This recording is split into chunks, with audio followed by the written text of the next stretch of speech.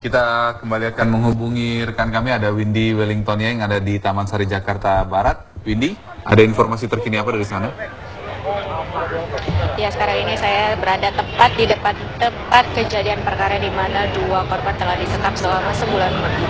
Dan di sini dapat dilihat bahwa sampai dengan saat ini masih banyak warga-warga yang berada di sini untuk melihat bagaimana perkembangan dari tempat kejadian perkara. Untuk lebih lanjutnya lagi, saya ini sudah berada bersama dengan Kapolsek Kompol Ade Bibit. Bapak bisa diceritakan sebenarnya bagaimana kondisi di dalam sebelum kita terlalu jauh ke bagaimana kondisi korban. Baik, jadi kejadian ini berawal dari laporan masyarakat melalui Babin Kaptimas kami dapat laporan kurang lebih jam 8 malam, kemudian kami perintahkan Kanit Intel dan Kanit Reskrim untuk melakukan penyelidikan. Akhirnya alhamdulillah kami temukan titik di sini, di salah satu jasa Benteng Jaya Mandiri, bahwa di dalam ini ada penyekapan. Kemudian kami masuk ke dalam, di dalam ada 8 orang yang menjaga, 2 orang di bawah, kemudian sisanya di atas 6 orang. Kemudian langsung kami tanyakan di mana lokasi dapur, karena informasi yang kami dapatkan bahwa korban ini disekap di dapur. Akhirnya anggota kami langsung ke di belakang kami temukan 2 korban, satu disekap di teralis, pintu teralis dapur, kemudian satu lagi disekap di loteng. Demikian. Pada saat itu kondisinya seperti apa, Pak? Apakah yang jelas pada saat itu kondisinya sangat mengenaskan karena yang bersangkutan masih gemetaran, kemudian masih ada beberapa luka di bagian wajahnya, dan pada saat setelah kami lepas mereka masih shock, masih gemetaran terus, dan mereka pikir kami polisi yang datang adalah tim yang akan menyiksa lagi. Jadi ternyata begitu kami jelaskan, selamat malam Pak, kami dari kepolisian yang akan membebaskan Bapak, barulah dia berucap syukur dan mengucapkan terima kasih. hal seperti ini sepertinya sangat memprihatinkan, Pak, dan beruntung sekali bahwa ternyata bisa ditemukan. Untuk dari korban sendiri, bagaimana sekarang? Jadi ini adalah merupakan fenomena baru, Mbak.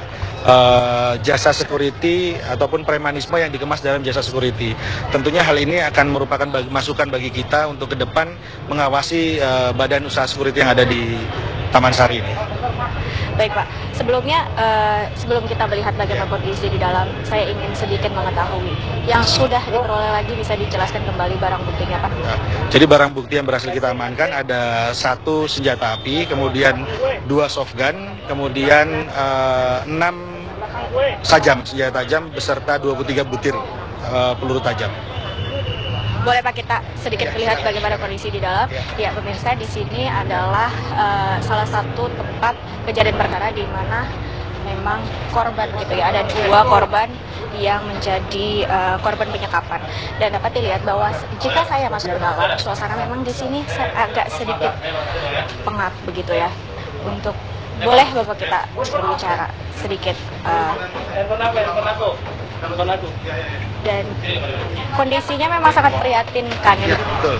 Jadi kondisinya sangat memprihatinkan. Ini bisa dilihat sangat tidak berperi kemanusiaan. Karena saya juga sebagai manusia sangat terenyuh melihat kedua bapak ini diperlakukan seperti binatang.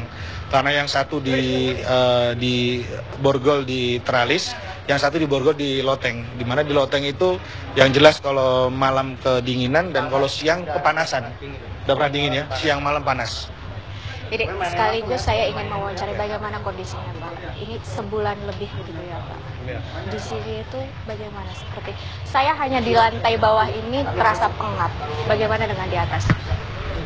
Ya panas, bajunya saya lepas untuk ipet-ipet itu, untuk kipas-kipas itu. Terus dalam hari-hari tidur paling 5 menit, bangun lagi, tapi gelap gulita di belakang itu. Kalau malam gelap gulita betul.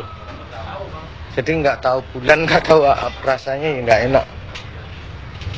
Gitu. Dalam hal ini Bapak tidak tahu itu siang ataupun malam, dan Bapak mendapatkan penyiksaan begitu ya, Pak? Saya cuman doa aja, menyerahkan diri kepada Yang Maha Kuasa.